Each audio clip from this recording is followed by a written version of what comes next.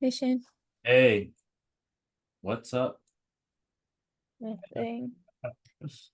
Last day of this. Yep. All right, let's see. Okay, let's talk about certain things.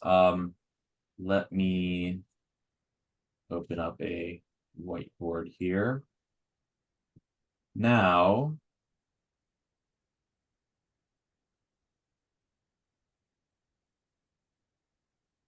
what do you think I'll draw here? Action potential. So, let's see. Let's say that this is 0, this is that, this is that. So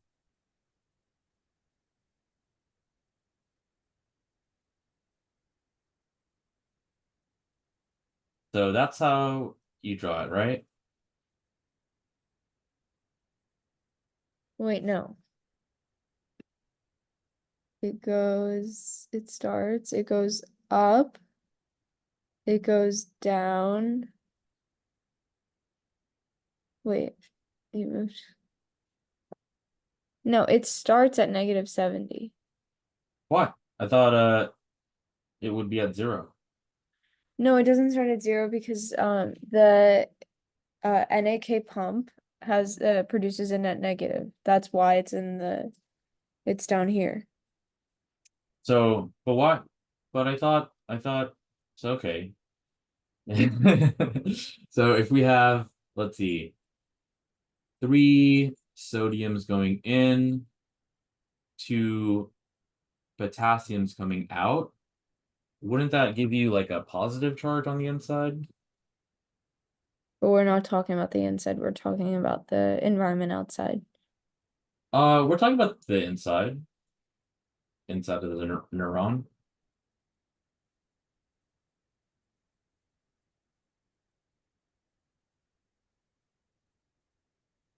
But isn't it? Hold on. But it creates some like the equilibrium is like off, so Mhm. I know it's a net negative. So if 3 sodiums go inside and 2 potassiums come outside, wouldn't that be a net positive?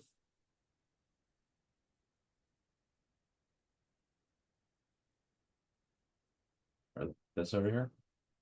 Yeah. I don't know. So is it true that 3 sodiums go in and 2 come out? 2 potassium come out? Yes.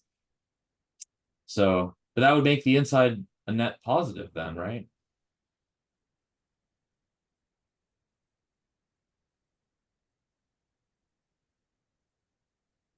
Um, Unless this is wrong. it moves. Wait, Mhm, no, because it's sodium's out, potassium in. So the numbers were correct, but okay. So yeah, so then it mhm, moves more positive out than it brings in, which is what the net negative is from. mhm. Good. So, okay. So that means So that, it's uh-huh. All right. So now what causes this thing over here? This is hyperpolarization, right? no, this is hyperpolarization. Which is,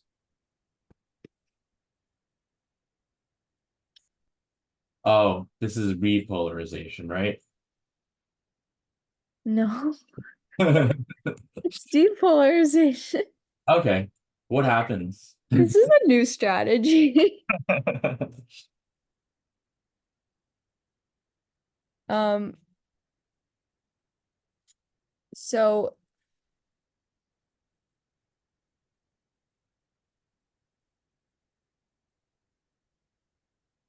when the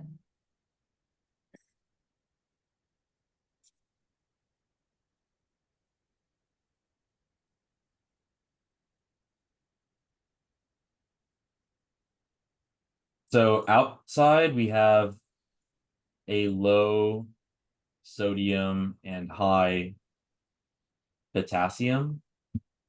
Mm-hmm. So in this depolarization, what Uh-huh. uh what happens? This is when the sodium goes outside. All right. So that should make it more negative then, right?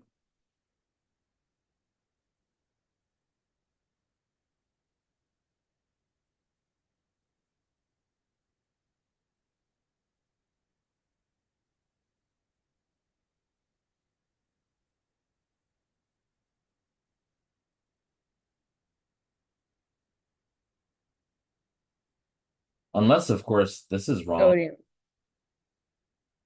Wait, there's high sodium outside of the cell. Shane, I don't like your. And low potassium. Yes. All right.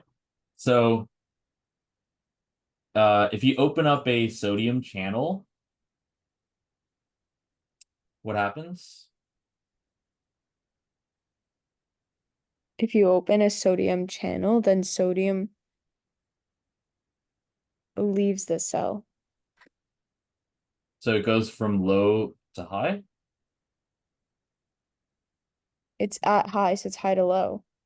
So that goes in the cell then, right? Yeah. Mhm. And so that's why we're getting a less negative, more positive thing, right? Mm-hmm. Okay. Now, what happens to make it go back down?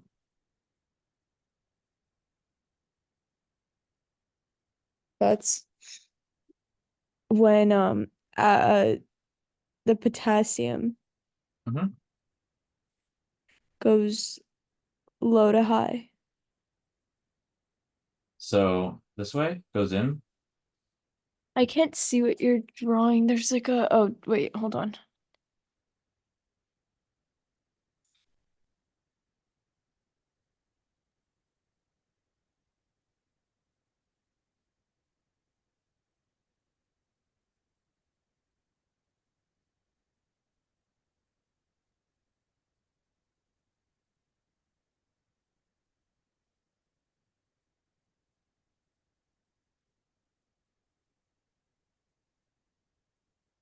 No, Mhm. potassium would enter. Wait, Uh-huh. sodium enters the cell and potassium leaves. It goes, the arrow goes out. Mhm.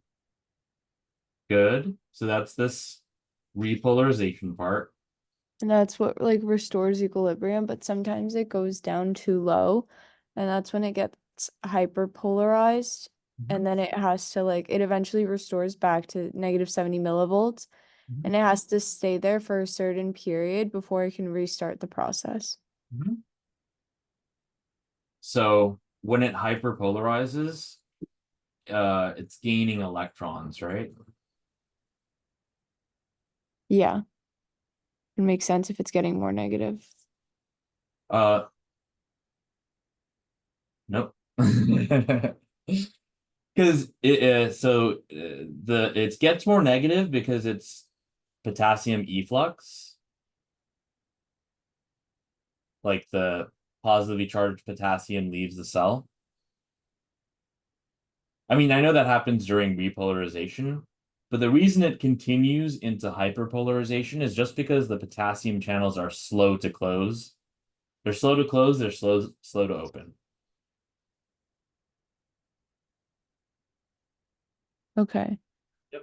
So the influx of sodium and the efflux of potassium. Mhm. Okay. All right, now STY. So this is tyrosine, right? .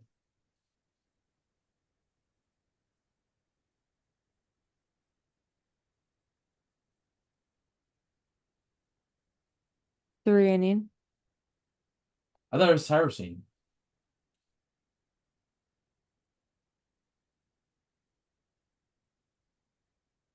What is this? Tryptophan? Tyrosine. That's why it has the Y. Well, tryptophan has a Y. Tryptophan doesn't have an OH group. Glycine has a Y. Lysine is K. Cysteine has a Y. Tryptophan doesn't have the OH group. That's what these three have in common is the hydroxyl. So, and that is a good electrophile. Nucleophile. Okay.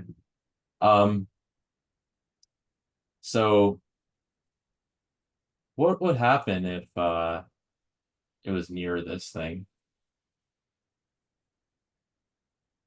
Next to this, Mhm. it's an alcohol. Nope.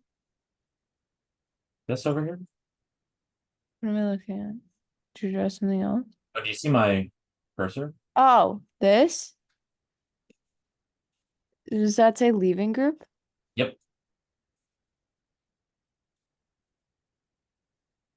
So it's just a regular carbonyl, like a compound with a carbonyl group. But the Mhm. I don't know what the leaving group is. Like which functional group. Oh, it's just generic leaving group. But what I just want you to show me here is what would happen when you introduce this electrophile to this nucleophile. Then it would resonance stabilize. I'm What if this attacks that? mm.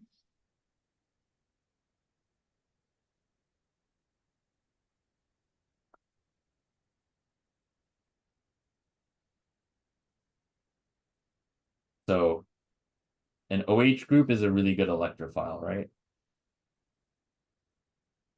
OH is the nucleophile. Okay. So this is the electrophile, right? Yeah. Okay. So this would why are you drawing it like not as a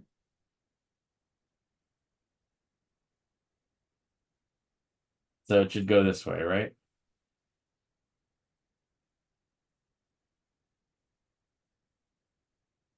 Right.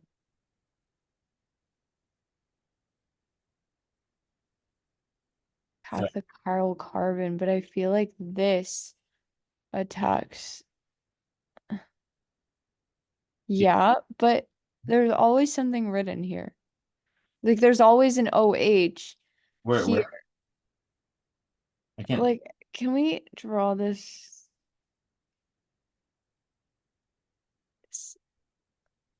The leaving group attacks. What do they call the leaving group? It attacks the chiral carbon right here. The hydrogen comes off, so this O gains a negative charge. Negative charge goes here, and then this goes here. So So it becomes O double bond. Oh, wait. so wait, you're saying that this is the electrophile now?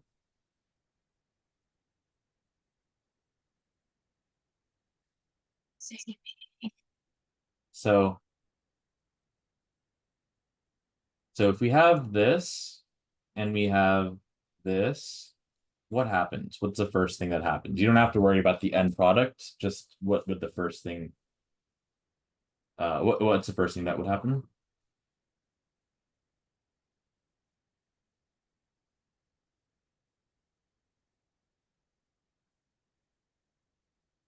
The leaving group would come off. But I know that OH is a nucleophile. Like So what would that, that do then? huh? So if it's a nucleophile, what does it do? It has a negative charge and donates the electrons. So it doesn't have to have a negative charge. Like you could see that an OH group But doesn't. it can, because if the H isn't there, then it's O negative. Sure, but a nucleophile isn't going to be dependent on whether it's has a fully fledged nuclear charge or not. But Um, it can like create the new bond. mhm, The point is that the leaving group attacks this carbon. mhm. So when you're dealing with nucleophiles and electrophiles, only one of them is going to attack the other thing. Okay. And I think that the electrophile attack. Uh, so what happens here? We've seen this a bunch of times.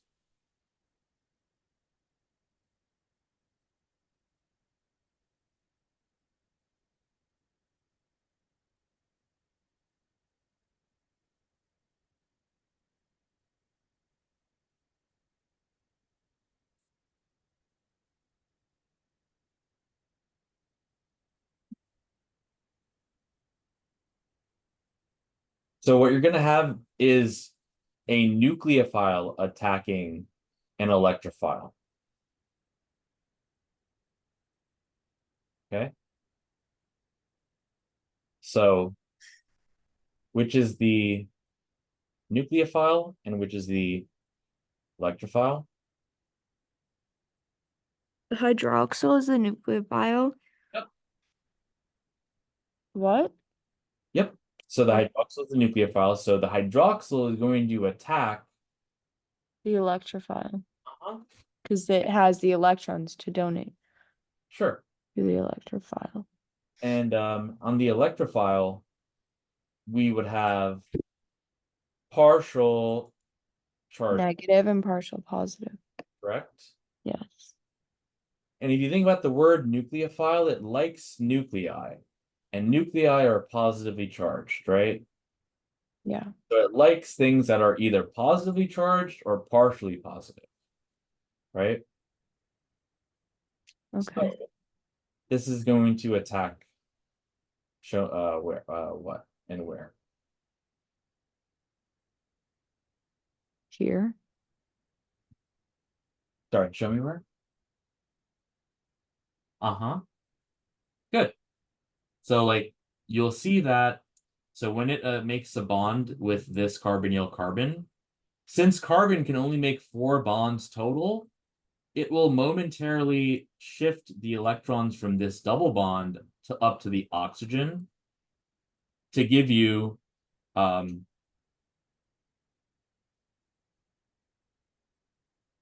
to give you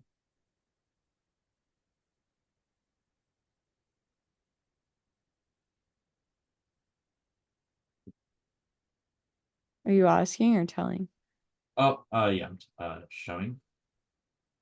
Mm. So this would be so this OH group attacks the carbonyl carbon, pushing this double bond up to the oxygen to give you the O minus. So this is what it looks like when this first step happens, right?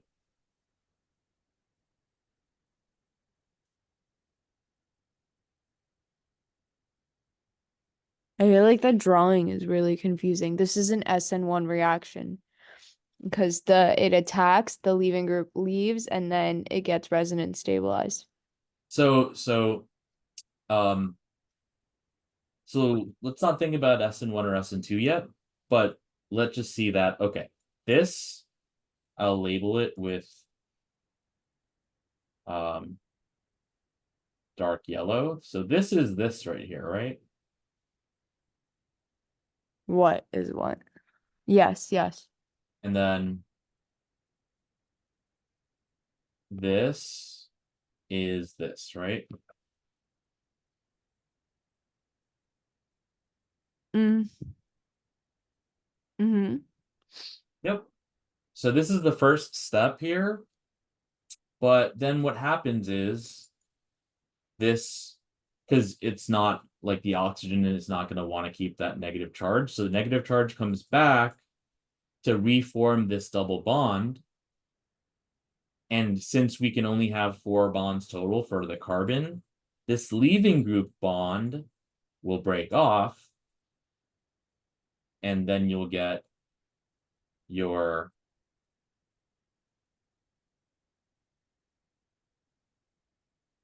thing like that.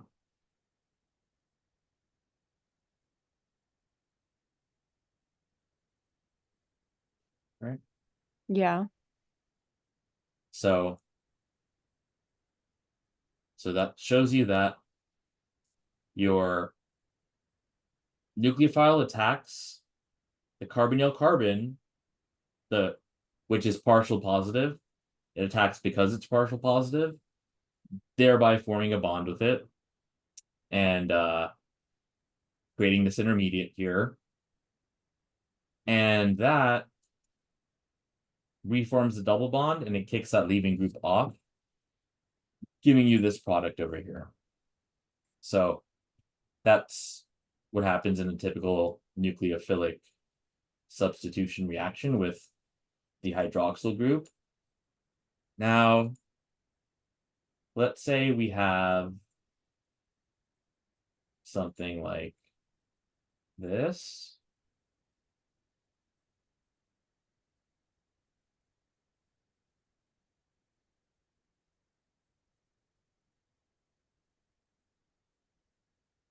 The phosphate group. What's this molecule? I didn't draw like the rest of the stuff on the right, but what do you think this molecule is?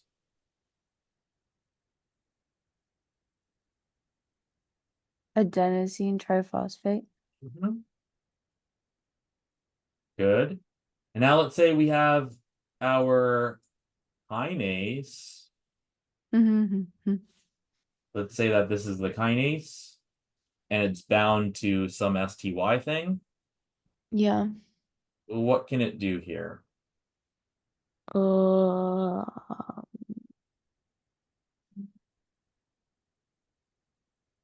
they go from the back. So this is the alpha, beta, gamma phosphate, and it would attack from like the furthest away from the Show me. adenosine. Show me where. Oh, you don't see. So this is alpha, beta, gamma. Oh, are these little dots? Yeah. For some reason I can't see like when I draw something, does it show my name on it? No. That's weird.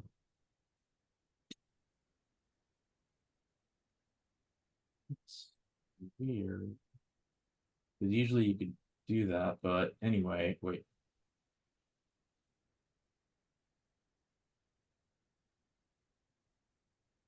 Okay.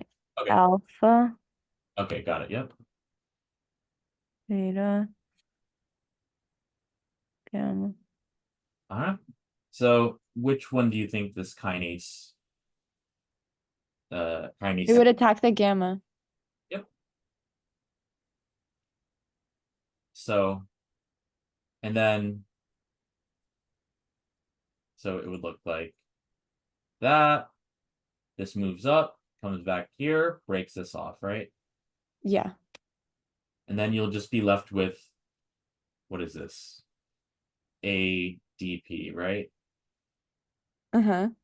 Okay, good.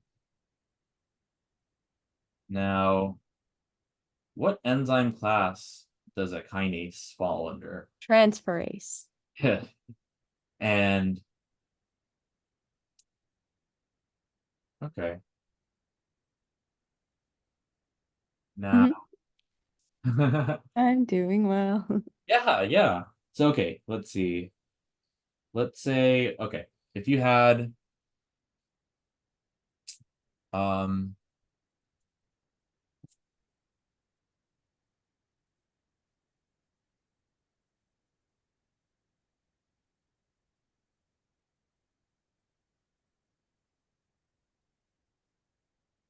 let's say 100 degrees Celsius, what would that be in Kelvin? 373. What is it? 373 Kelvin. Good. And let's see.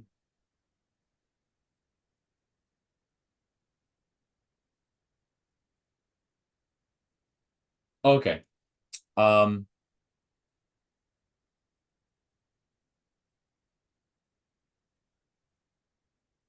What is this?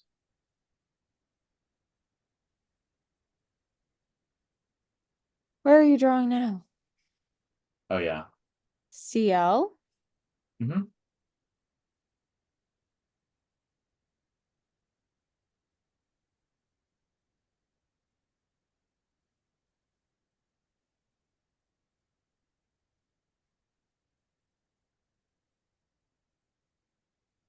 Uh,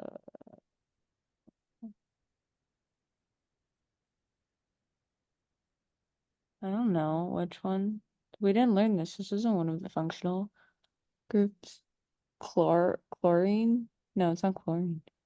Yeah, it's one that I haven't really placed an emphasis on, but it's a type of carboxylic acid derivative. It's like the first one that they typically show, which is really just an acyl chloride, which is going to be very, very reactive. And yeah, it's when you have like a halide attached to the carbonyl carbon. So this is an acyl chloride. And you can also get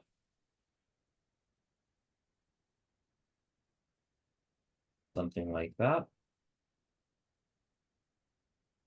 That's two linked together, Mhm. but I don't remember what they're called. Yep. So it's okay. Yeah, this is an acyl chloride, which could also just be an acyl halide. And it's the most reactive out of all of the carboxylic acid Wait, derivatives. so Yep. that one, what is this one? Which one? Oh, that one. Oh yeah, so that's the anhydride. Oh, okay. And it's the second most reactive of the carboxylic acid derivatives. Mm-hmm. Um, we can also have this. What do you think this is? It's an ester. Mhm.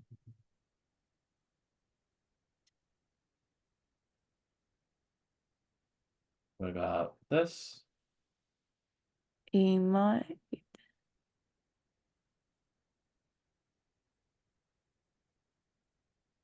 What about that? Aldehyde. Ketone. Carboxylic acid. Hmm? Very good.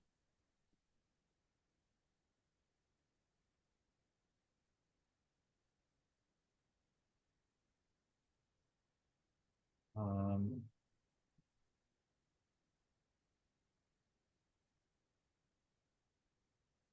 if you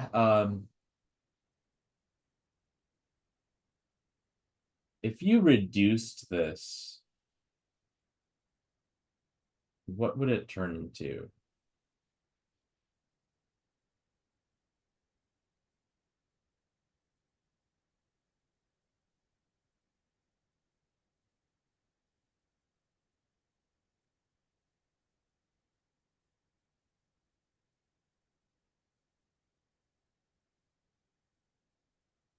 Is this like Leo, Gur, Anox, and So that would be like,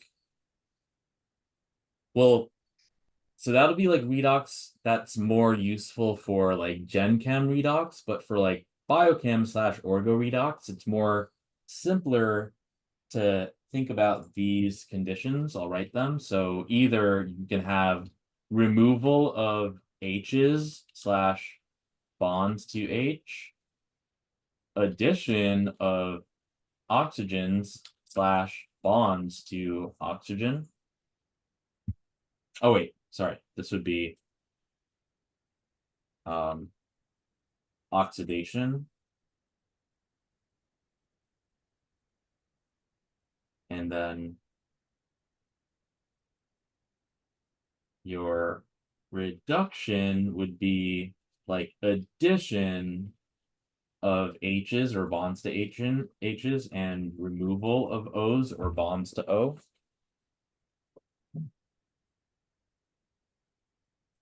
So if we are starting off with this ketone in which we have two bonds to oxygen, if we reduced it, we could remove, or well, we could add hydrogens, or we can remove oxygens, or we can remove bonds to oxygen. But so take away the double bond from this oxygen and make it negative.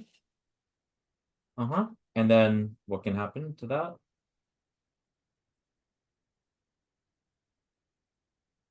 Maybe you can get an hydrogen. Yeah.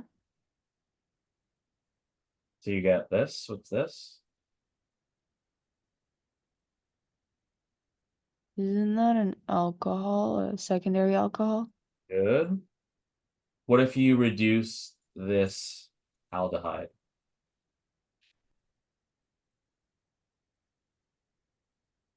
So would it add the bond here instead of here? Well, hydrogen can only make one bond, right? Yeah. But But you see it says addition of bonds to H. So so would it be here? so for this one, we removed a bond from oxygen to give us our single bond, and we added a hydrogen to make that alcohol, right? So if the ketone makes a secondary alcohol, the aldehyde, we can start by writing it like this. And then what?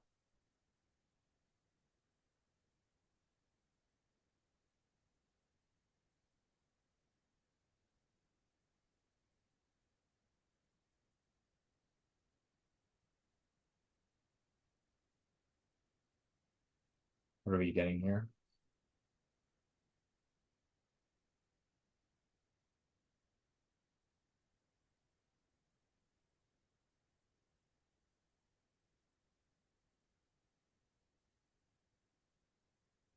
What's this? I know.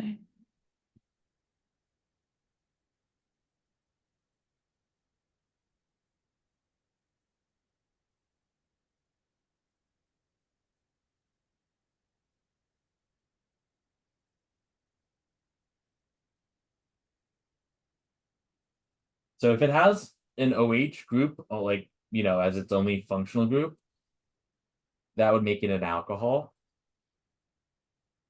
Now the alcohol is attached to a carbon that's only attached to one other carbon. So this is a primary alcohol. But that's not. Oh. Because you don't draw hydrogen bonds. Ugh. What about hydrogen bonds? You said that you don't draw them like when it's just a hydrogen. So it like I'm used to seeing it like this, Like what? like the arc group without the hydrogen. Show me. Like you don't draw this part of it. Oh, I see what you're saying. So like because it had the two things, like This. it's not bound to another hydrogen. So I see why it's the primary alcohol, but like the two thing like structure, I'm used to seeing that as like a secondary alcohol, but I was confused. Okay, I get it. Are you saying this here? No, this. Uh-huh. because that's the same as it is here. Oh yeah, and But it's bound to a hydrogen, so it's different. yep. Good. Now, let's see. So okay, let's say we have a molecule that looks like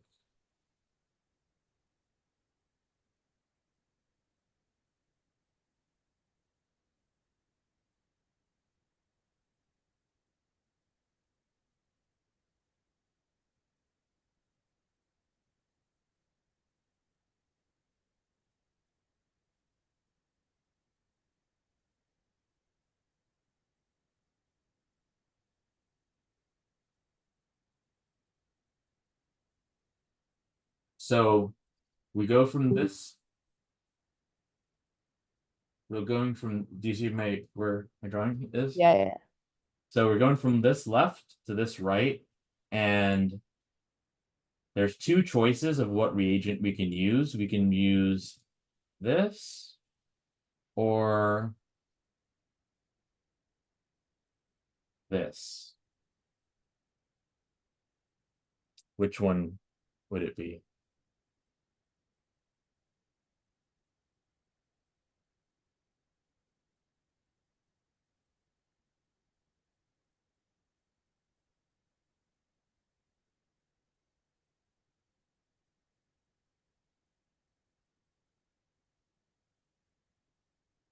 Um,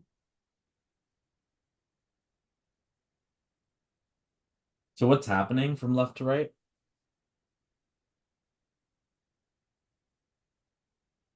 getting oxidized. Are you sure? Yeah, I am. Well, okay, what changes from the left to the right? This double bond gets broken and a hydrogen comes in. So what did we say for this over here? When it gains a negative charge, This over here which, to the left. uh-huh. You see my laser? Yeah. I So see. what's happening here?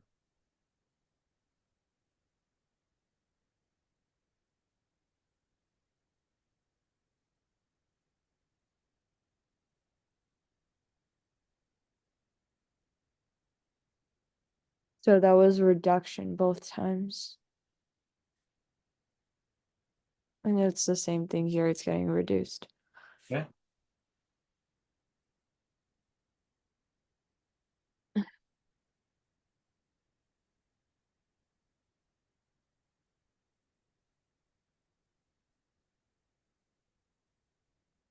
So what's getting reduced here?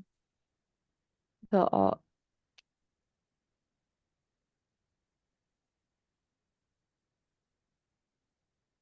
this oxygen that's double bonded to this carbon. Uh-huh. What is this called? Ketone. What's this?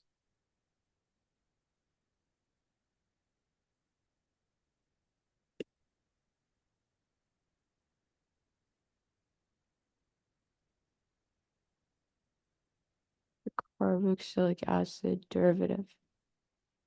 Which one? We could look at these.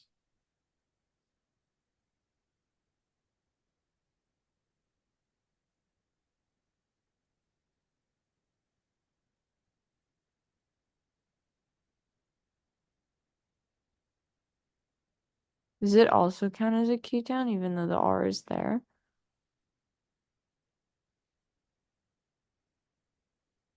What what would have that?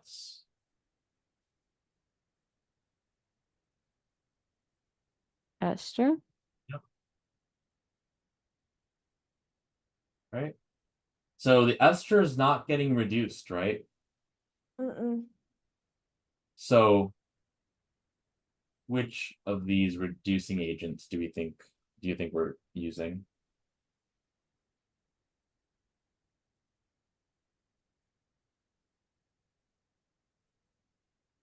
So this is a weak reducing agent.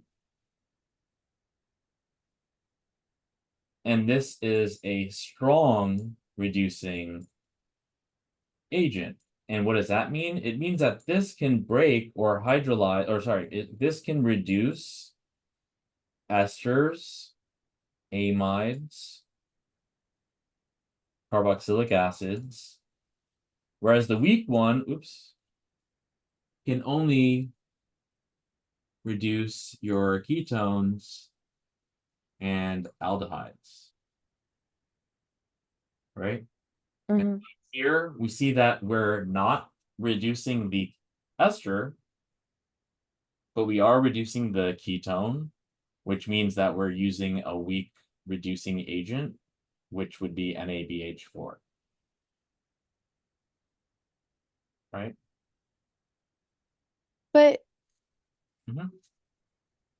how do I look at it and know that it's a weak reducing agent? Because once you said it, yes, I agree that we need a weaker one because it won't affect the like ester that's a little bit further down. Huh? But like what about its structure makes it a weak reducing agent? Uh, I guess it could be due to either electronegativity difference or atomic radius, but you don't really have to know like why it would be a weaker reducing agent. You just need to know compared to lithium aluminum hydride that sodium borohydride is a weaker reducing agent, and that means that it can break apart, or sorry, that means that it can reduce aldehydes. Oh, sorry, the weak one can reduce aldehydes and ketones, whereas the strong one can reduce aldehydes and ketones as well as esters, amides, and carboxylic acids.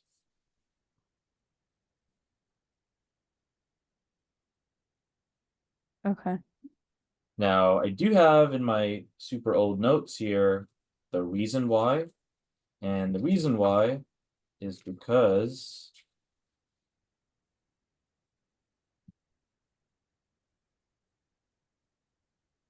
the electronegativity of aluminum is, I forget, I wrote down either greater or less than the electronegativity of boron, but it would be something that I would just remember, because there's also the for the oxidizing agents, there's the strong one. Well, a weak one would be something called PCC, but a strong one would be like potassium permanganate. And, it's so like PCC could take your alcohol and turn it into the aldehyde or the ketone, but the KMNO4 can take the alcohol and have it go all the way to carboxylic acid. Okay. Mhm. All right. What about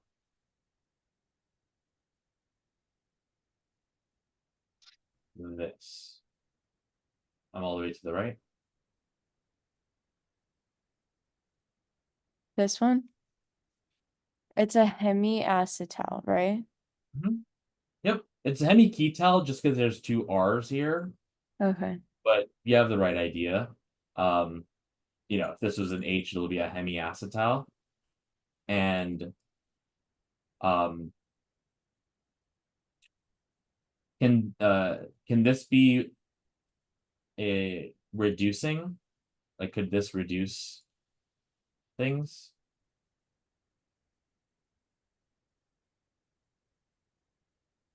Which can be reduced. Did you write something else? Oh no, just this, but I can write it in the form of like a glucose or something like this.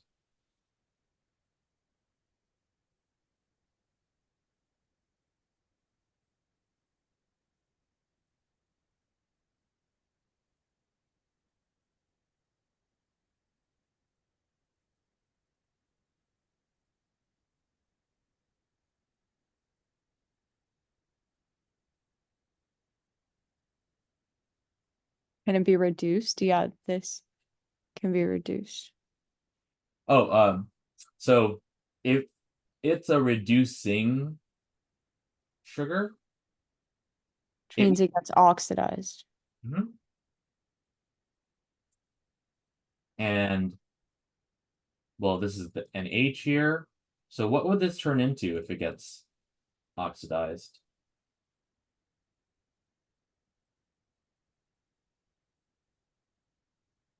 Um,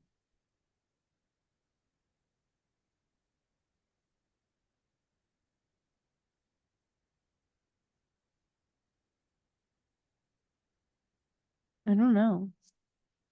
So I this was the oxidation state. so kind of like what we talked about here. But this isn't getting Over here. right, but this is all reductions. Uh-huh. But oxidation would just be the other way around, right? It's removal of hydrogens. Uh-huh. Or for the ones that you're saying that are reduction going this way, wouldn't oxidation just be going that way? Oh, yeah. That's what I okay. Yes. Uh-huh. All right, yeah, so it becomes O minus. Nope. Yes. Because if the hydrogen goes away, then it loses the proton. So what do you see here?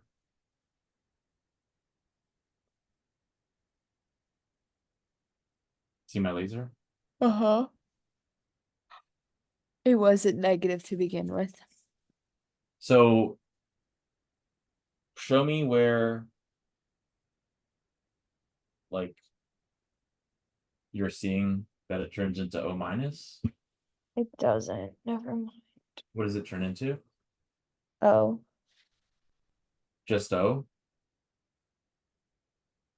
Like, tell me what you see here. I see it going from oxygen to OH. For a reduction. Right, so then it would go in the opposite direction, it would go from OH to O. And it's not just regular O, right? Well, that was me adding these two. No, I'm saying it's not just like O like this, right? It's O that's double bonded. Yeah. Okay.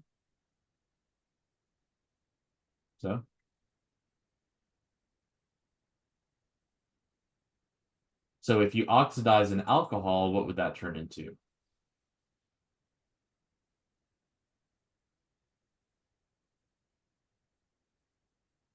You oxidize it, it would turn into O with a double bond. Yep.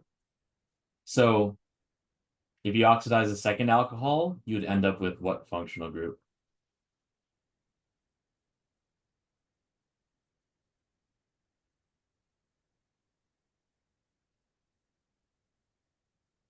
If you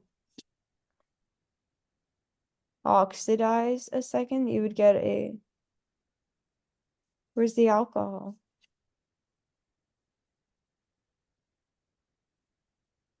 Are we looking at the same thing? So then it's a ketone. Uh-huh. And then what happens if you oxidize a primary alcohol? It turns into a secondary. I mean, just look at what's here. But it would turn. Oh, that's an aldehyde. Yep. So what happens if you oxidize a secondary alcohol? I don't know what I did. Oh, just like select anywhere on the screen, like in the background. Okay. Like just click anywhere randomly on the background. I did. I mean, because with your select tool, your the arrow. Yeah, I clicked on it.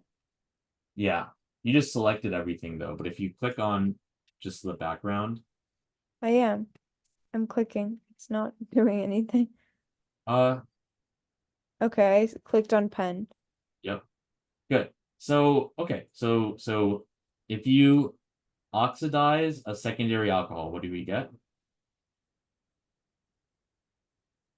You oxidize a secondary alcohol, you get a ketone, What happens if you oxidize a primary alcohol? an aldehyde. Okay, now back here, see where I am?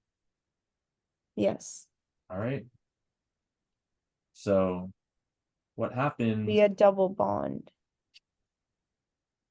So what type of alcohol, or rather, I guess this would be a primary, right? So it would become an aldehyde. So yeah, good. So that's why hemiacetals and hemiketals can be reducing sugars, and that ing ending means that it does that to other things. So if something reduces something, that something itself gets oxidized, right? If it's oxidizing something else, Yep. If it oxidizes something else, it itself gets reduced yes. and vice versa, right? Yes. Okay. So, okay. So we can see that, yes, if this was oxidized, it can turn into this carbonyl, group here, right? Right? Mm-hmm. Okay. And if you have a glycosidic bond form,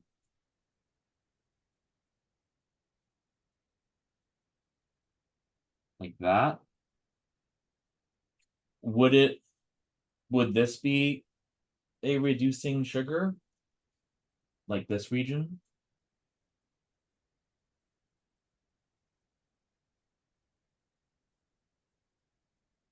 Would it? What's up? If it got oxidized, this part would have had the double bond. So it's not. I don't know, I just mean like, so this I we know. don't think it's a reducing sugar. Uh-huh. What functional group does this have then?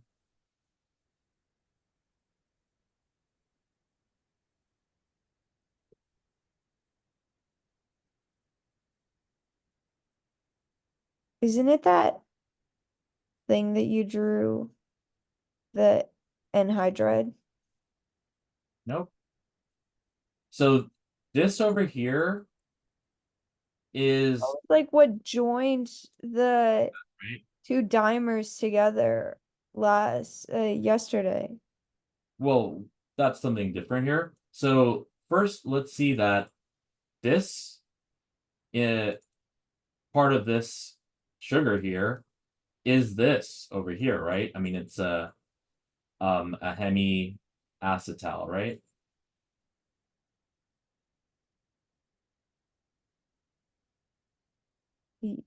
This? Where How is the R in where the R in the where are you pointing? this is the R and this is the H? Mm-hmm.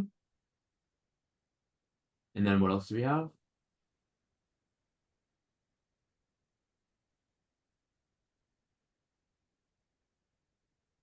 An So O. isn't it not a hemiacetal because it's the same? So we have an OR here, right?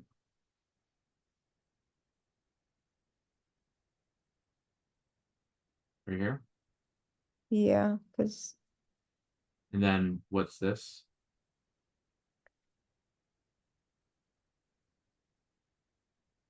is it OR as well? Mm-hmm.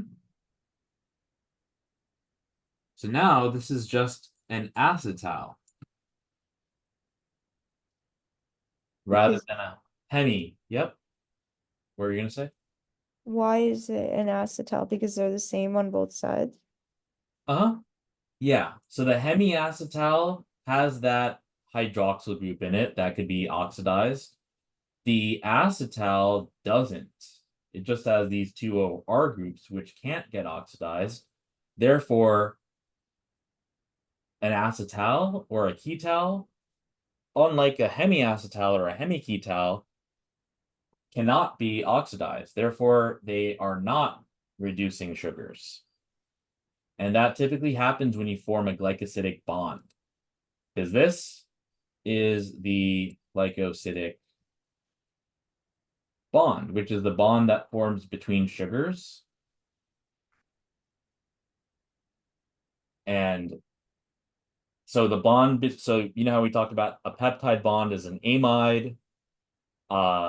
The bond in a fat, like a lipid, like a triglycerol or whatever, is a ester bond. Mm-hmm.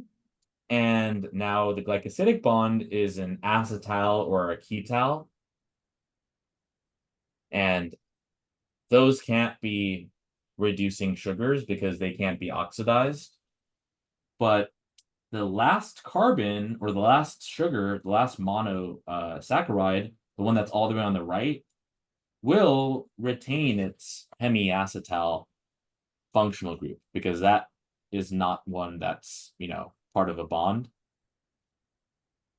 And so the types of tests that they can ask you are like there's Tollens, and then I think there's Benedict's. And they're basically just tests for whether a sugar is a reducing sugar or not. And I believe the Tollens one would have a silver mirror form if there's a reducing sugar. Benedict's would be a brick red copper. I mean, sorry. Yeah, a brick red copper solid that forms if there's a reducing sugar.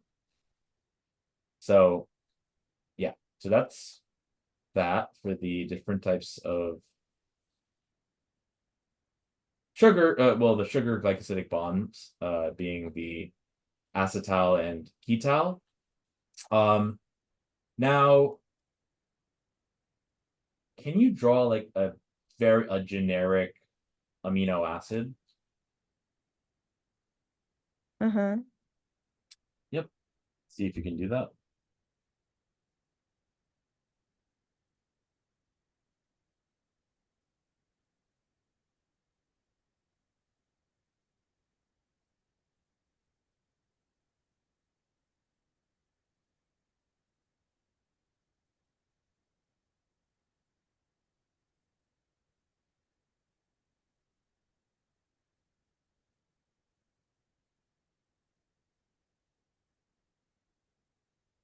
Do you mean like this or with the actual like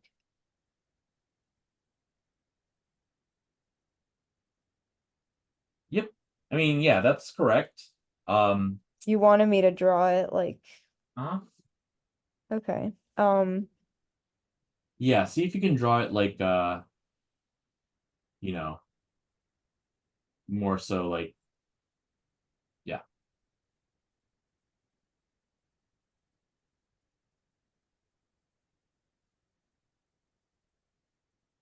Mm-hmm.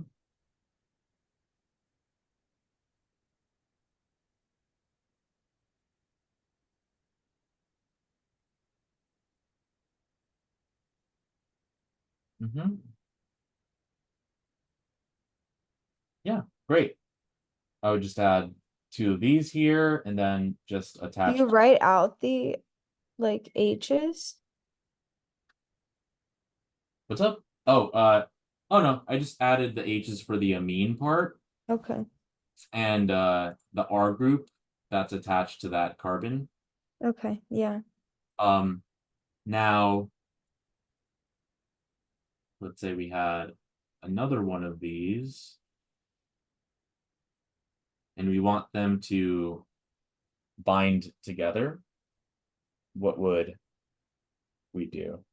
You would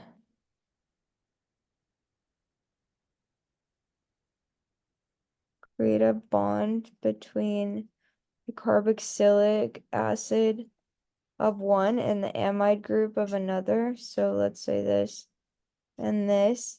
This OH would come off and this H would come off. So you'd get H2O. And then you would get the N. Mm-hmm. And then it would just continue as normal.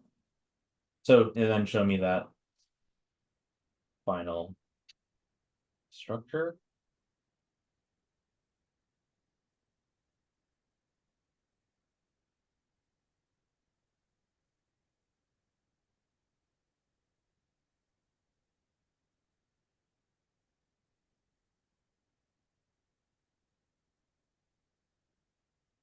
Mm-hmm.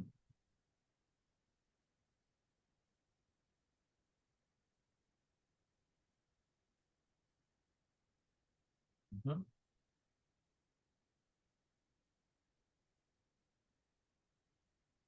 Great job. There would just be, an R group there, but you have the right idea. Now, what is this type of reaction called?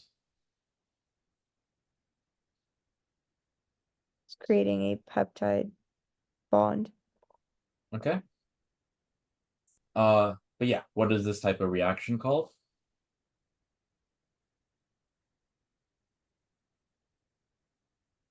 Oh, de Mm-hmm. dehydration reaction. Because you're removing an oxygen. You mean remove, Water. but so you have the dehydration part, right? But the second part, Synthesis. what? Synthesis. Yes. Because if you're making a bond, right, or if you're combining things, it's synthesis. Now, and if it's removing a water, it's dehydration. Now, what about this? Hydrolysis.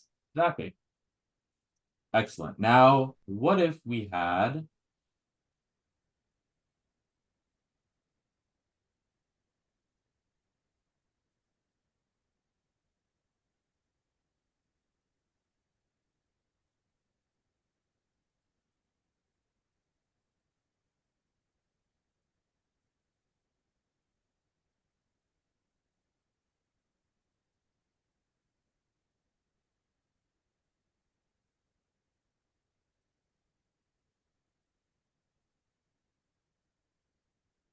oops,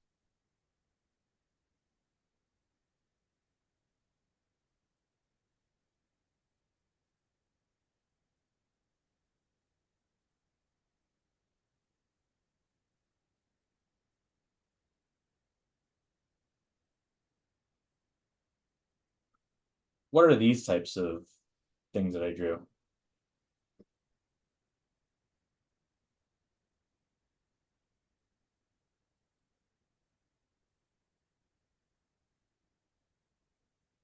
I can't tell. So they're definitely some type of bond, but it's not a bond that we draw with a straight line, because the bonds that we draw with a straight line are typically covalent bonds. Mm-hmm. So the ones that we draw like this or like with a dotted line would be non-covalent bonds, but some type of intermolecular bond. And if you look at what they're between, you can probably think about what type of intermolecular bond we have.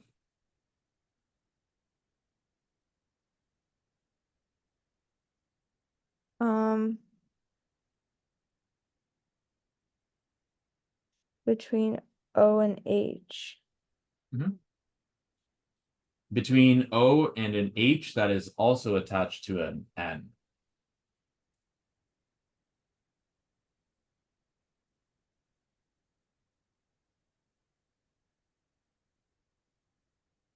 So what kind of bonds like come to mind?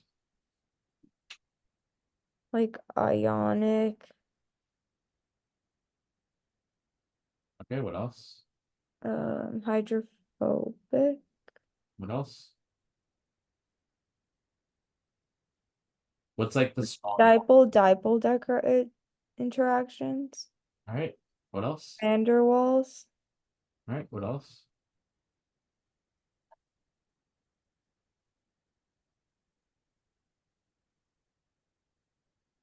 What's the strongest type? Covalent. Oh, I mean the strongest non-covalent type.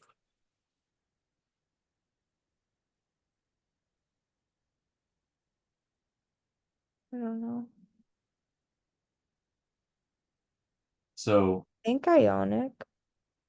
nope. So why does water have a high boiling point? Oh, because the differences in electronegativity Nope. between O and H. Because if that was the case, then when you boil water, you're gonna split the hydrogen from the oxygen. But is that what happens when you boil water? No. So if it's not between the hydrogen and oxygen within a water molecule, maybe it's between the individual water molecules. What about the water molecules? What's up? What about the water molecules? Well, the bonds between the water molecules, right? Hmm.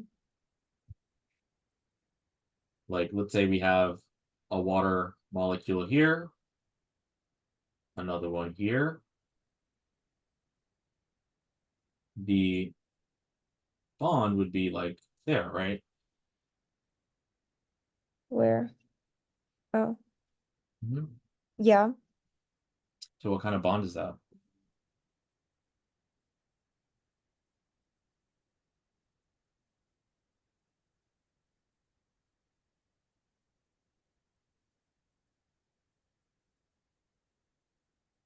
Hydroxyl bond. I don't know. Is that a thing? Is there a hydroxyl here? No. The hydrogen bonds. Oh, So hydrogen bonds are the strongest type of intermolecular bond. I actually knew that. I don't know why I didn't say it. Uh-huh. So, Wow. and they require FON. H on the phone. Yeah. So what I drew here is hydrogen bonding between the backbone, and that contributes to, because the peptide bond, which would be here, right? Are you right now? Where? Oh, I just drew it. The red line? No, The N. I used a Gold. Yes, I see. dark yellow, I think. Yeah, That's here. the peptide, aka amide bond, that's responsible for primary structure. But when you have secondary structure, you will have hydrogen bonding between the amino acid, like between the peptide chain's backbone. Mm-hmm. And so that'll look like, Isn't that the peptide bond? And then anything that's like on a side chain is an H bond? no, so the secondary structure would look like this. And it's spatial, it describes a spatial arrangement of the amino acids near one another, but you can see that we have, so like for the alpha helix here, we can see that there's these hydrogen bonds, which I labeled, in red, between like the hydrogen of the amine and the oxygen of the carbonyl group. And if you look at, this is the side view, but if you like looked, like if this is your eyeball and you're looking down this way through it, it would look like this. This is a top view. And you can see all the R groups are on the outside. So we're not forming hydrogen bonds between the R groups. We're forming it between the actual peptide backbone. And then here we see a beta pleated sheet, which is another type of secondary structure. And it's pretty much what I kind of wrote or drew over here. But you can see that there's hydrogen bonds between the amine hydrogen and the carbonyl oxygen. So if you have hydrogen bonds between the peptide backbone, you will get your secondary structure. Okay. And might as well paste the entire thing here. So one sec. Okay. It says failed to load. Oh.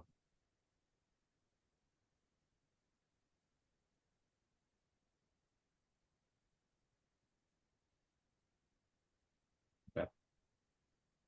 Is it working now? Yeah. Yep. Oh, now we can see each other's cursors now. Can you see mine? Mm-hmm. Yep. Cool. So yeah, so your primary structure is the amino acid backbone that's comprised of these dipeptide bonds, but it can also include these disulfide bonds. But it'll just include the ones that are covalent, right? That's your primary structure. Your secondary structure involves hydrogen bonding between the backbone, so that's going to give you your secondary structure. Your tertiary structure is that 3D arrangement, and it consists of various types. For instance, we have hydrogen bonding between not the backbone, but between the R groups, and we see that here between the two serines here, right? There's also these like ionic interactions between like the negatively charged carboxylate and the positively charged ammonium here, like, between the aspartic acid and the arginine here. So that can be the ionic bonds. We have between our cysteines here are disulfide bonds, right? Which are covalent.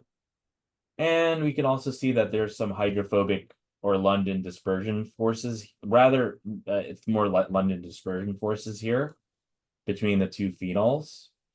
But ultimately, it's hydrophobic interactions that determine how the protein will fold. And that's kind of what we talked about yesterday, where the hydrophobic parts of a protein will get sequestered on the inside to minimize that entropic penalty. Wait, so can we go over one more time? Yep. This is London dispersion. This is ionic. Yeah, I guess I should say that London dispersion is always going to be there. So maybe this is actually better to think about as hydrophobic interactions. But yeah, go on with what And you're. what is this one? The cysteine to cysteine. Show me. Oh yeah, that's that dice. That's the one. Disulfide. Yeah, that's the one covalent bond other than the peptide bond. Um, And the serine. yeah, that would the between the two serines is hydrogen bonding. Okay. Unlike in the secondary structure, which is hydrogen bonding between the backbone, the tertiary and quaternary structure will involve hydrogen bonding between the R groups, the R groups of the amino acids. Okay. Right? And so yeah, so this is important because for the gel questions, like where you have native gel, you have SDS or denaturing gel, and then you have SDS or reducing gel, so that the native gel will preserve the protein exactly the way it is. The denaturing gel is going to break up all of these hydrogen bonds that make up the secondary structure. It'll break apart the hydrogen bonds that make the tertiary structure, as well as it'll break apart basically every type of bond except disulfide bonds. So that's why in a denaturing gel electrophoresis, you have the breaking of all those intramolecular bonds, except for the covalent disulfide bond. For that, you need to break the covalent disulfide bonds by reducing them using a reducing agent. Okay.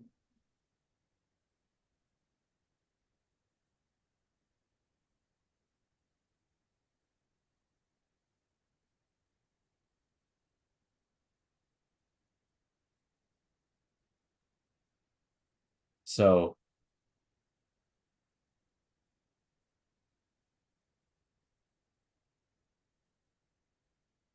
here, let me show you some better, like a better picture here. So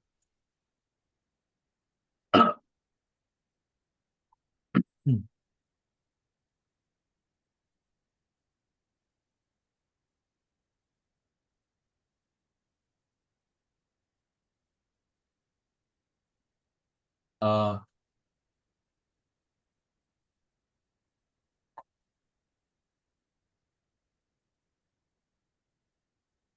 yeah, okay, so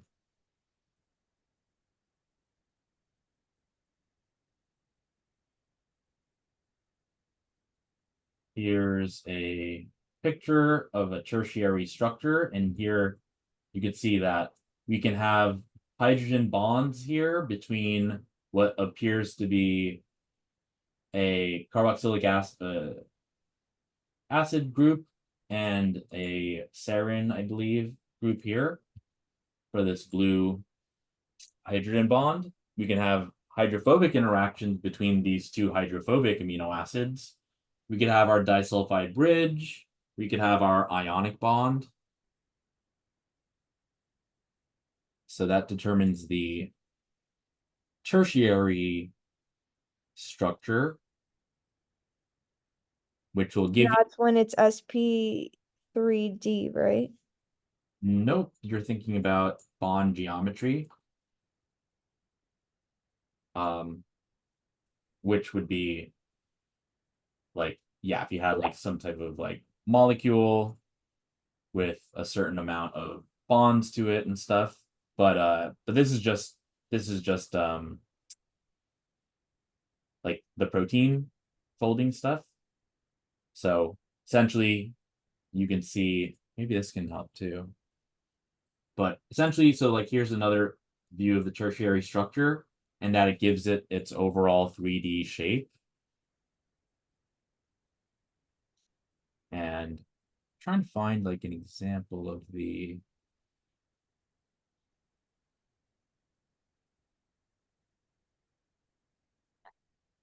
secondary.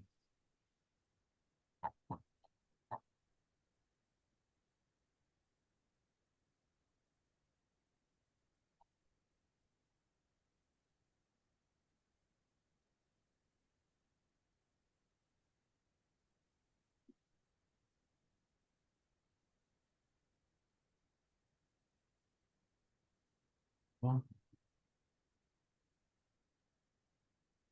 I guess this will just have to do. Like here's another, I guess, close up of the beta depleted sheet. But yeah, these are the different types of protein structure that forms the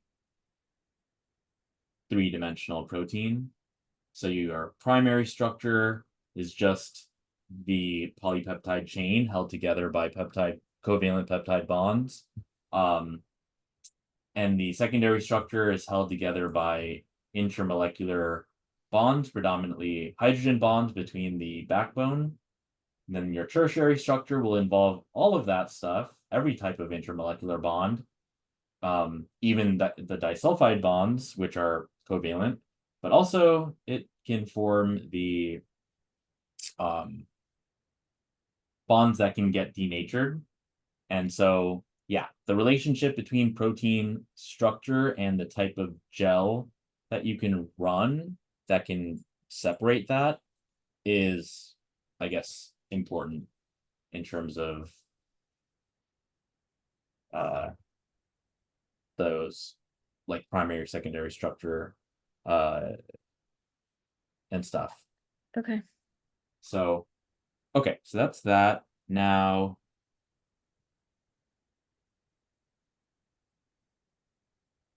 see. What's up? That's the str- Wait, what? Sorry. Oh, What? nothing. My mom just came back into the room. Okay. So, cool. Okay, so that's gel stuff. Now, let's see. Okay. Let's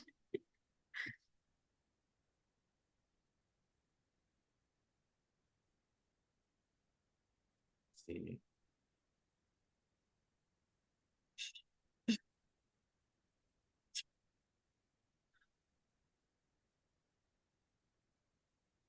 Let's do.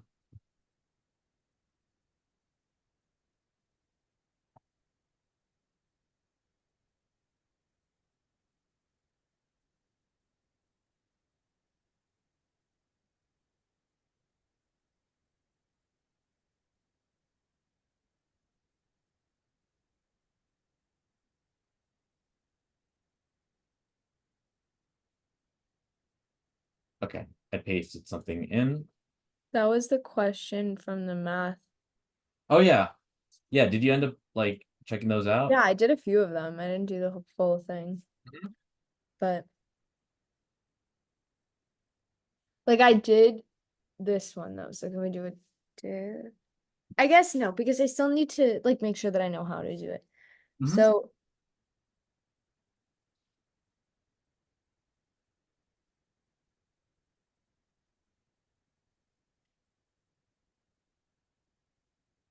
the percent yield of what in the reaction of zinc Um, or hydrogen gas, yeah. The products. which is hydrogen gas Mhm. and chlorine. But the chlorine's aqueous. Oh, wait, it's always aqueous. Um,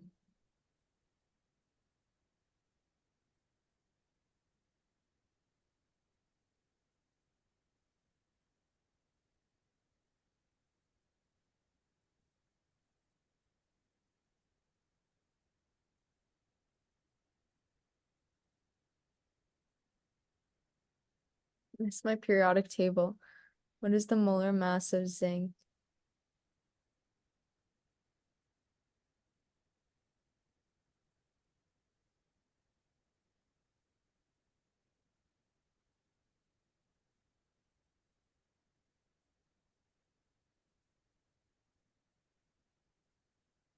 Okay, so 65.4 Wait,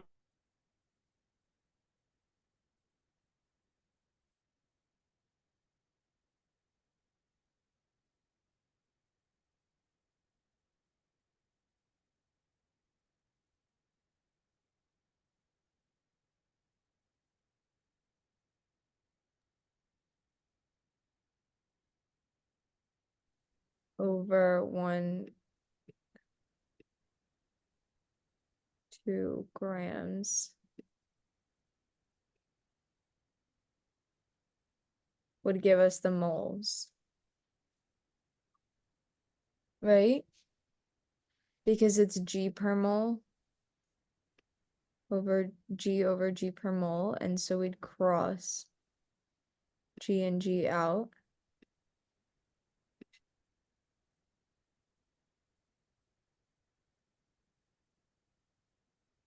So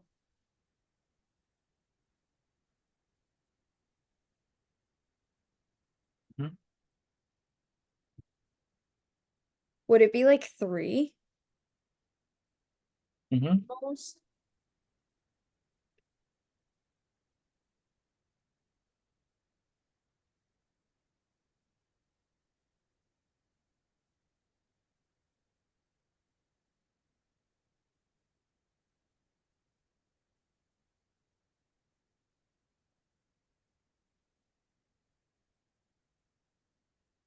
Now I'm stuck because if it's in a like they have to be equal. Like 1 mole of H2 has to be equal to 1 mole of zinc. So if we have 3 moles, then we're working with 3 moles of hydrogen gas. Okay. So 1/3 times 100. Mhm.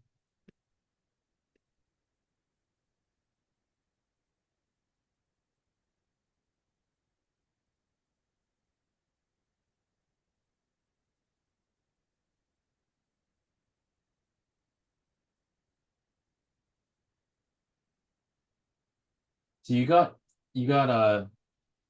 3 moles. So you could just use that, right? Oh, I see what you're doing. Find Yeah. the percentage because they want the percent yield of the reaction.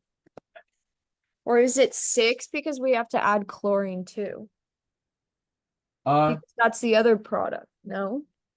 Because we exclude solids, mhm, but aqueous can be in it. mhm. Yeah, so you're doing it right. So, So for every 3, there's 6 moles of chlorine. So 3 plus 6 is 9. no, I think you have the right idea. 0.33 times 100 Would gives be like 33. percent. So that's closest to 40. Uh-huh. Okay, so when you're looking at a molar mass equation, something where it's like asking this value, I'm gonna find the molar mass, which looking at the periodic table for zinc, we found out that it's 65.3. Then I took the value, the gram value, the amount of zinc that's in the reaction. And I found that like this over this was 3 moles because we canceled out the grams. We only had moles left. Then I thought about it and I saw that they're in a reaction. So the amount of uh like reactant has to equal the amount of product. Mhm. So that's how I figured out that like if for every 1 mole of zinc, there has to be 1 mole of hydrogen gas. So if I have 3 moles of zinc, then I have 3 moles of hydrogen gas. And then I did 1/3 times 100 and I got 33. Like, Yep, because you should be getting, if you have 3 moles of zinc, you should be getting 3 moles of H2 gas, but they're saying that you're not getting that, you're getting 1 mole of H2 gas. So we're not having a perfect percent yield here.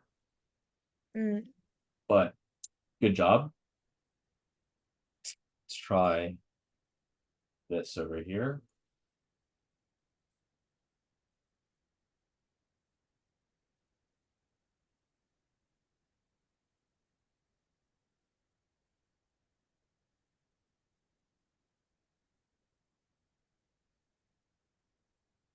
from 10 to 30 decibels.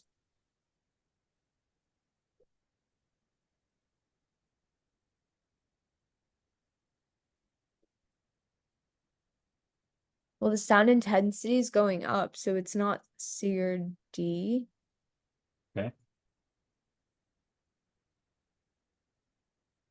B. Okay. You know what? I should not have. Hold on.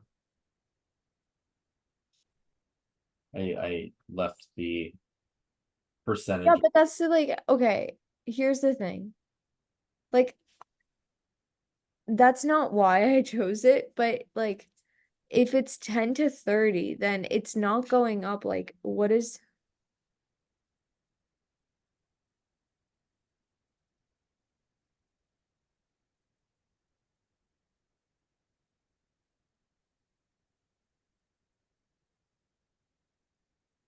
the factor?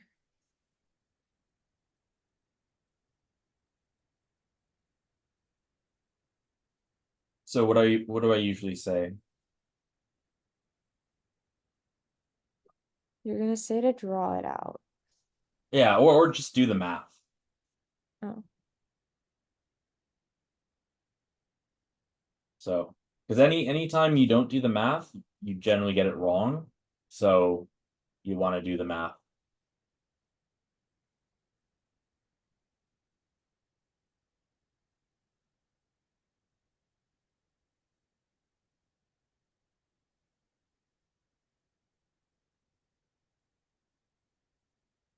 Do you remember the formula? The decibel formula? Mm-hmm.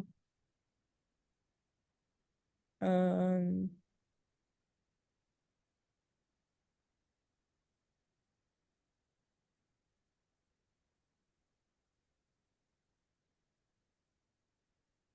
no. Okay. Maybe we should then spend some time just reviewing formulas. So the decibel formula is going to be 10 times the log of the intensity of the sound over the threshold intensity that humans can hear.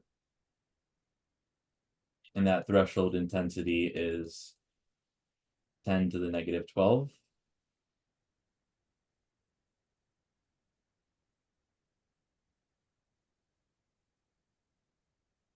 But yeah. intensity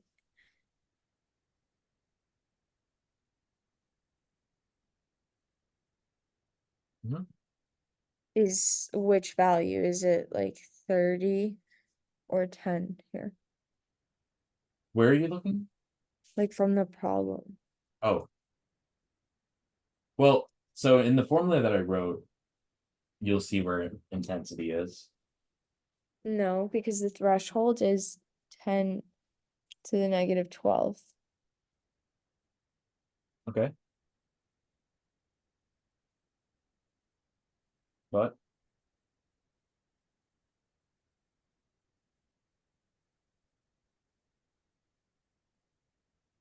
where do you? I'm thinking. So wait, are you seeing in the formula where the intensity would be? Here. Uh-huh. But I'm asking what the intensity is, not where it would be in the equation.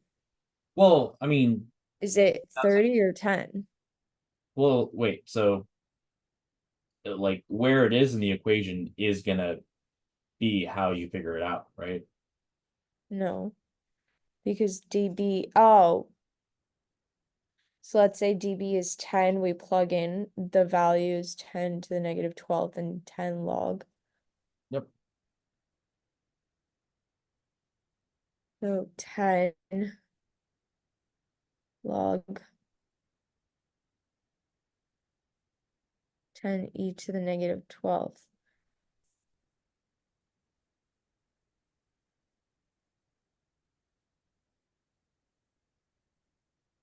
So there's just the inverse, is it?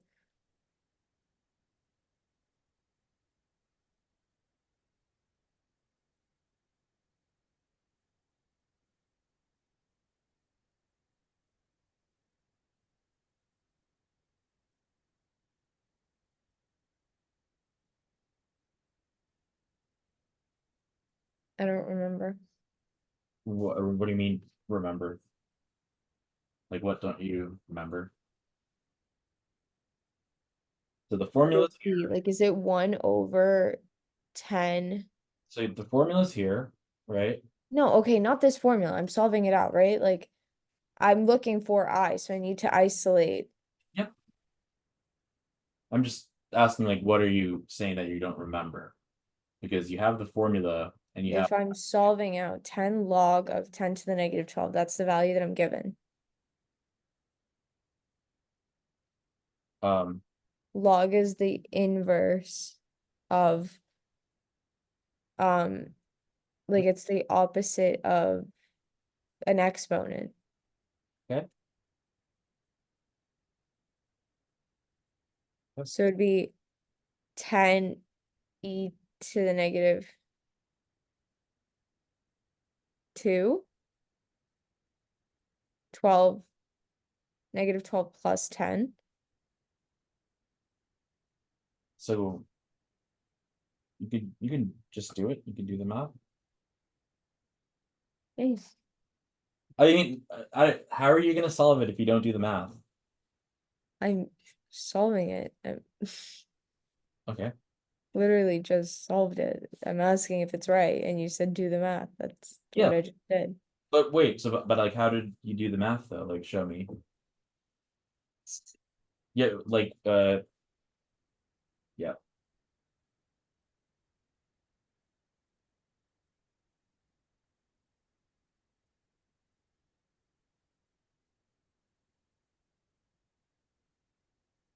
Like that's the same as 10 to the negative 12th.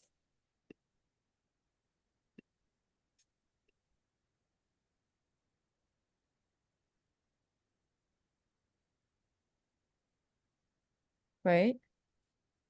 I'm not sure what you're doing here because it should be with the intensity value on top of it. But we need to separate the intensity. So Okay.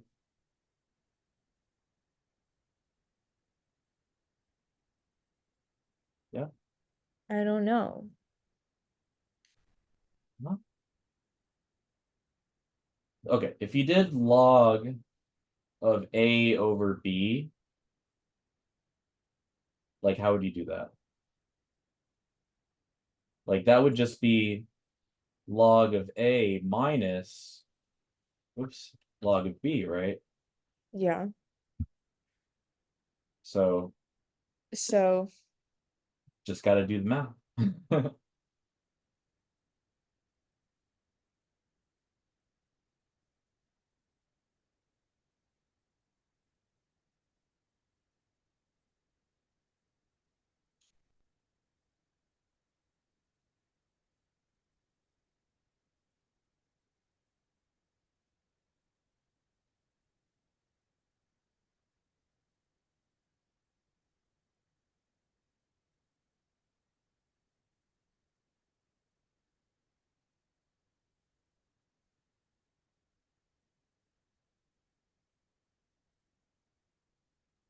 it's equal to 10.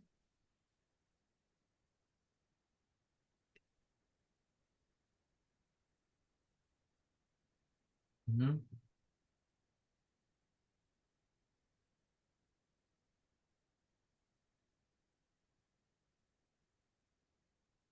Good. So we Negative. log of I. Now, log of 1e negative 12 would just be what?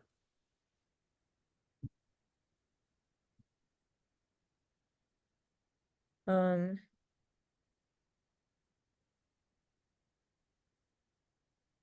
12. I think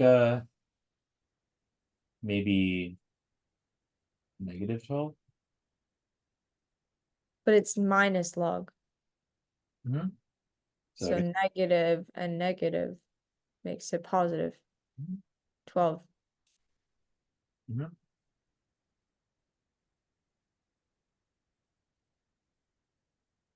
Okay. So when you do a log, you take away this and this. Like log gets crossed out and 10e gets crossed out, and you're just left with the value inside of that. Like that 10 was being multiplied to the power of. So it's like log of if it's a base 10 and let's say x, and let's say that's equal to b, it's like this thing, meaning 10 to the b power is equal to x, X. right? So if we have something like, log of base 10 of like 10 to the negative 12 is equal to b, you want to think, okay, 10 to the power of b is equal to 10 to the negative 12, right? So b is just Equal to negative 12. Right. Okay. So one. So wait. mhm, So this is to the power of 1, mhm. right? So it would just be 1. Let's see.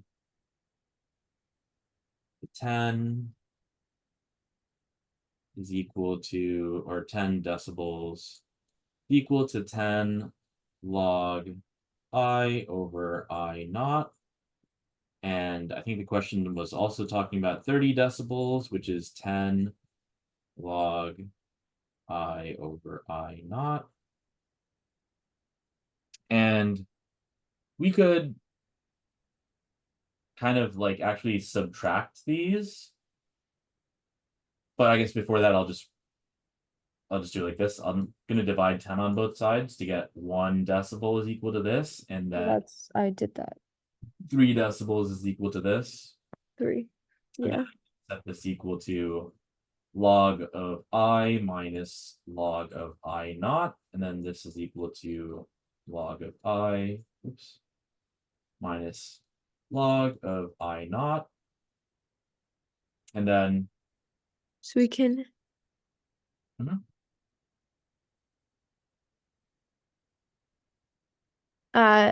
subtract 12 from both sides. It's negative 11 is equal to log I. Yeah. So I guess I'll subtract this from this. That makes Get 2 is equal to log of that. I guess I'll call this like 1 to stand for the 10 decibel, and then can call this 2 to stand for the 30 decibel value. But yeah, this way you can get rid of the I naught values since they appear in both to just get this. And then exactly what you said, which is if you want to get rid of the log, you can take both of these values on both sides of the equation and just have it be 10 to the power of. So you'll get 10 to the power of 2 is equal to I1 over I2, and that'll be your answer.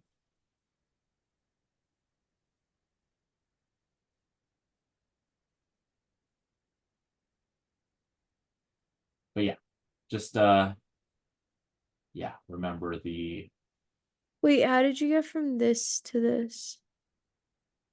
from where to where? Oh yeah, so I basically just did something like difference in the amount of decibels is going to be like 10 log of, like, if I'm saying that this, let's say this is I1 and this, oh wow, that looks like a Z. This I can call I2. And I mean, they're both going to have the I naught terms that can just cancel. So I can really just write it as a ratio of I1 over I2.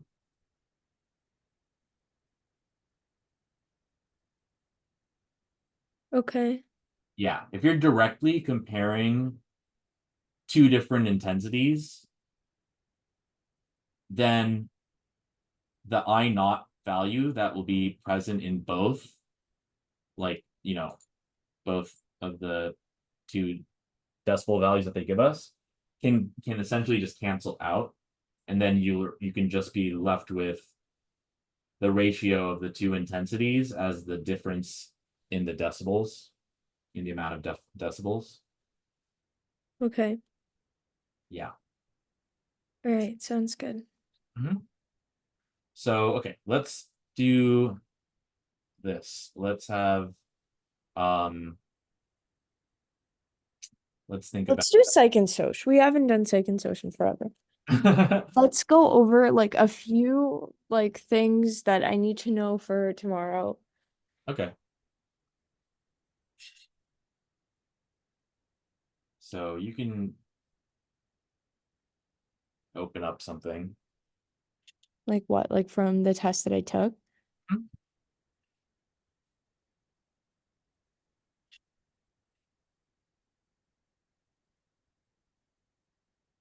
Um,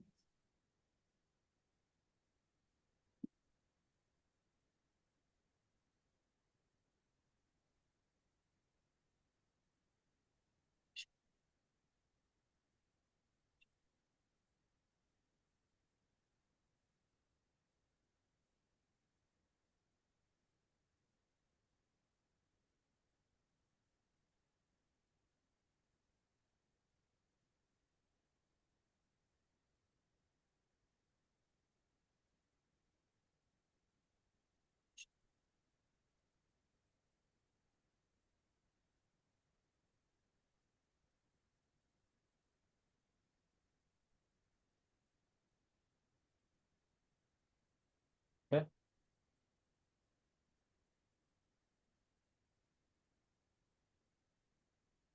I can't remember, like, lens is vision, but not color. Okay. Sclera, I know. What is fovea?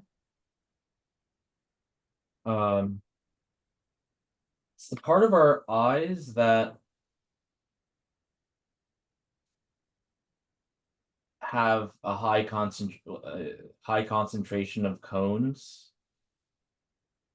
So cones wouldn't.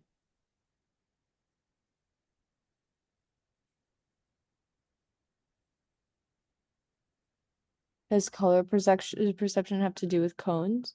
Because you have rods and cones, right? Uh-huh. And rods detect are good for like night vision as well as sensitivity to like, well, yeah, night vision and being able to move, being able to see movement, whereas cones deal with being able to see colors. And Mm. so your retina is going to be, I guess, Okay. where you want most of the light to converge at. And your fovea is going to be kind of similar to like the retina, except it's going to have that high concentration of um, cones rather Okay.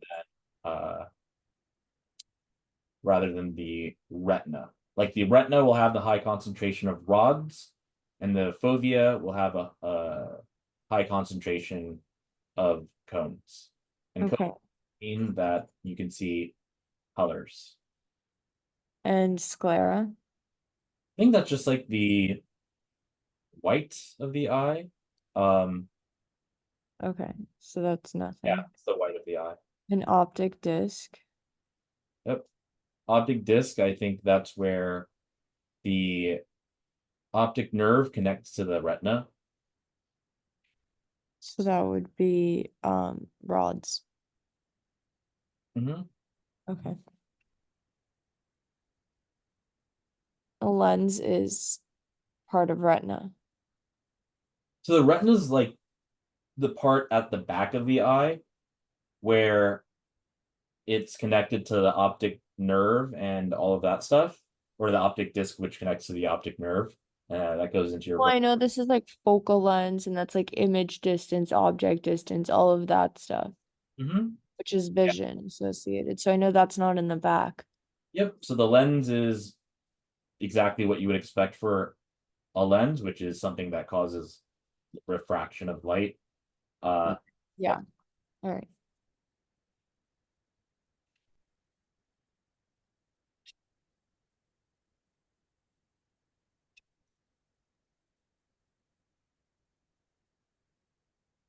Do we read through it? Or I don't remember what the color matching task. Oh, they were shown a target color followed by two response options. Their task was to tap on the bottom of the option that matched the target color. When a correct response was produced, the subject received a banana chip. When an incorrect response was produced, an aversive procedure was introduced. The screen became black and there was a 20-second delay before the experiment continued.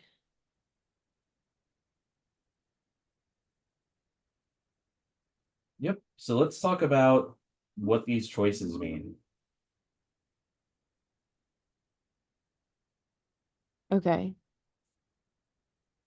So, So ratio would be like you would have several, like a series of options, and they would come in like the same like periods. so you could have, so like, all right, let's distinguish between fixed and variable, and then distinguish between ratio and interval. So, So variable would be like random. mhm. So, yeah, so like, depends, I guess. So like, if we're dealing with ratio, um, fixed ratio would be um whatever reward or reinforcement that you give will be after the animal or the test subject completed some task a fixed number of times. So like, let's say it's 5. Every 5 times it does it, you can give it a reward or something. So that would be fixed ratio. Fixed interval would be, Like if every time it sees it, it does it, you get the reward. so it's going to be a fixed period of time. So if it's like, rather than a fixed amount of time, Mm. so if it's not every 5, times that it's done the task that you give it a reward, you can give it a reward after, like, let's just say every 2 days or something. Mm-hmm. So this would be an interval, not a ratio. um let's see. The reinforcer is the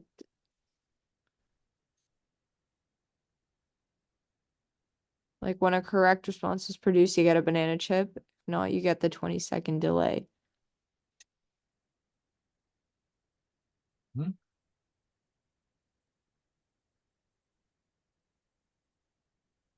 Oh, so is that a ratio? Like for every one time that you get one wrong, you get a delay. And for every one right, you get the banana. Yeah, let's see. So it says that if they did the correct response, that they got the banana chip. So it seems like that number is a fixed, that number is an action that's completed a fixed number of times, like if it just happened every single time, Mm-hmm. as opposed It's to. a ratio. Mhm. As opposed to like a time. Like if you're shown the numbers for, I don't know, 1 minute and you get a certain amount right in that minute, but that would still be a ratio if it's a certain amount right. uh so yeah, so let's see. So fixed ratio after a fixed amount of times, a variable ratio after a varying number of times, but it's being given every time it makes a correct response. If it said after its third correct response that it would be given, or after, something that isn't every single time. So since it's given the reward every single time, it's going to be fixed. And since it's given it after the action rather than after just some arbitrary time period, uh, would also make it a ratio rather than an interval. Uh, Okay. Here's a image that I'm just putting in the chat that can help you remember that. Um, but yep. Okay.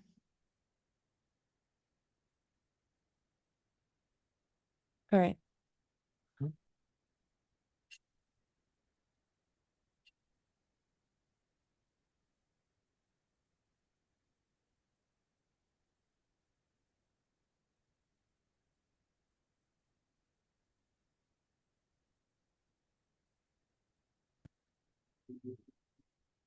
Read it or no? Um, let's do some that, because we're gonna have to end the session pretty soon, just because I have someone in like Yeah. 8 minutes. But yeah, we can do some of these discretes.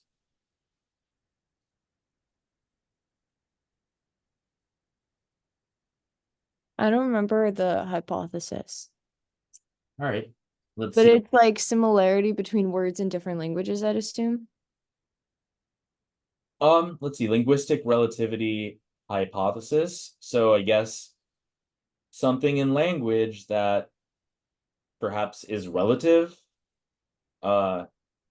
meaning not not uh not like absolute. Like if it's relative, it means that it's compared to something. So yeah, let's see if we can do that.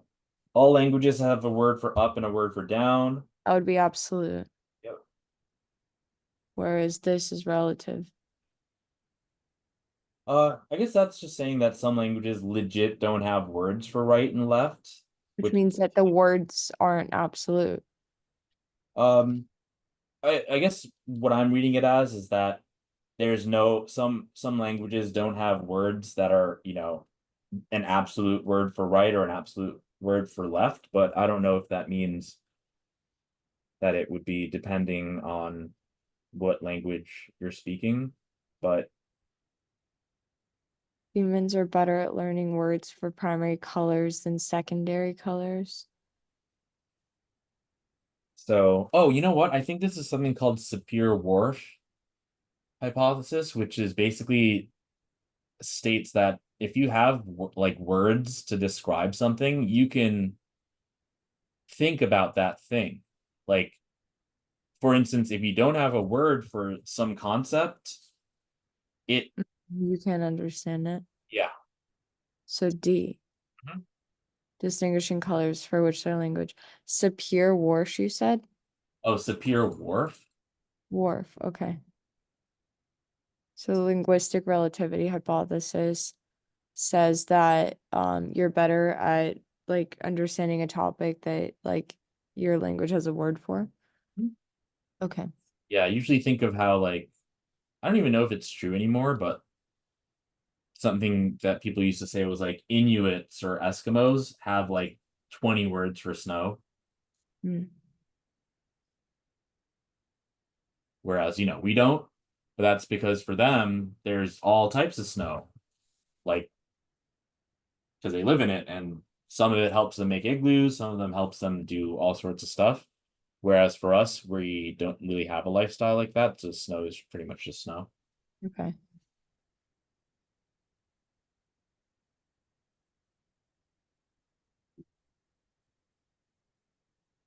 So I would say that if you look at the that PDF. Jack Weston cheat sheet, I Is think it one of the ones that I have open? maybe, but if not, I can just share it with you again in this chat. But I think Favorite PDF that I think is just the physics formulas. yeah, I could send it again here. Yeah, please. So I would say to just peruse this cheat sheet that I just sent in the chat. Okay. And yeah, just like lightly peruse through it for this Okay. All last right. Good. last day. And you know, so you got your enzyme classes down, you have your biomolecules down, you have your Are you not concerned how much time we spent doing physics? Like, I really hope the physics is amazing, but I'm worried about all the other ones. oh yeah, no, I'm not worried about the other ones because you scored well on the other ones pretty consistently. I got a 125 on BB this time. Yeah, but this time is was a lower score like in pretty much all the sections. And I remember you saying that for cars you felt distracted and blah blah blah. But I That would, was cars. Like, I don't know. I like don't feel yeah. good about BB. Well, no, you should feel good about BB. Like, look at your other scores, right? You got your um where did I write it? You got your or I wrote it in the thing also. I got a 511 and a 509, which counting in like test anxiety and whatever, like Yeah, so let's see. Your average score, that's so your average score for BB was basically a 127. So Your average score for Psych Soc is like I a got on the test. 128, and your average score for Cars is like a 131. But for CP, that's just the 123.66. So I definitely think that a lot of this improvement is from what we went over predominantly in physics, because that carries over. Because I mean, prior to that, it was like either like 490s or like four like 500s and stuff. So Okay. we saw 511, we saw 509, we saw 508, Let's hope. and that averages to a 508. Sorry. We had 511, 509, 504, and that averages to a 508. But only one of those tests is like low compared to, I mean, it's still higher than what you got like when you took the I mean, I would hope so. We've been studying so much. Yeah. Your so basically like even your lowest score this time around for the practice scores of tests is still 14 points higher, right? Okay. Right. I think so. Right.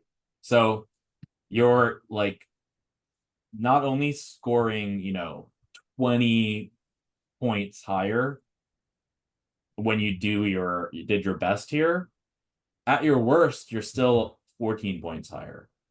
Okay. Let's hope. And All right. don't worry about like these, like whether you did enough bio or did enough cars or did enough psych soc, because the scores demonstrate that you're good with that. Do the amino acids super quickly.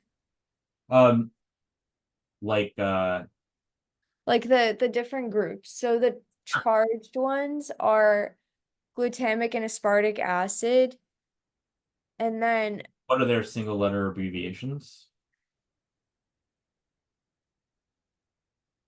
G and E, D and E. Mm-hmm. And then Oops. histidine, arginine, and lysine too. Mm-hmm. Yeah.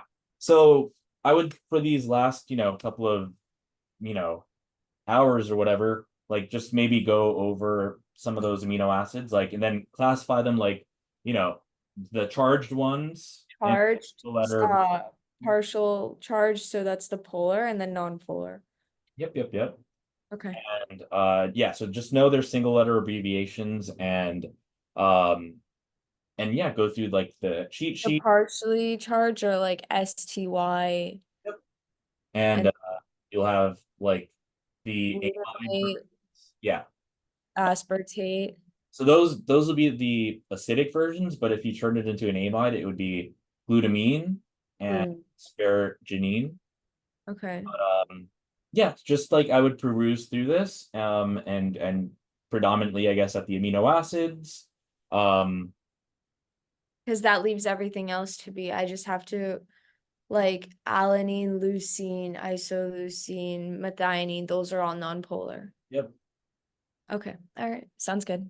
Yeah. So first of all, at you were able to get like a 20-point increase from what you got when you took it on tests that you did like when you're super tired, right? And that you still like didn't answer some questions on, right? So the scores are going to be deflated from the get-go. So I think that the 20-point increase is substantial because it really indicates that it should be even higher. The 504, even though that's less high, it's just one test, but it's still 14 points higher than what you got like the first time. So I think that you've 100% improved in everything, but I don't want you to go into the test worrying that we didn't do enough of the other sections, because we spent the time doing the section that I was the need. weakest for you. But for the other sections, you're fine. You're great with the other sections, and your practice scores demonstrate that. So I think that you're in a great place. You've learned a lot. I quizzed you on all of that stuff today, and you got it right. I was even throwing in lots of like, but Like it you're tricking. blah blah blah. But but yeah, you're gonna kill it. You're gonna ace it. So you just have to make sure that you know, just spend maybe like an hour or two today doing some passive stuff, looking through this cheat sheet or looking through any notes and stuff like that, or the PDFs I have in the folder. All right.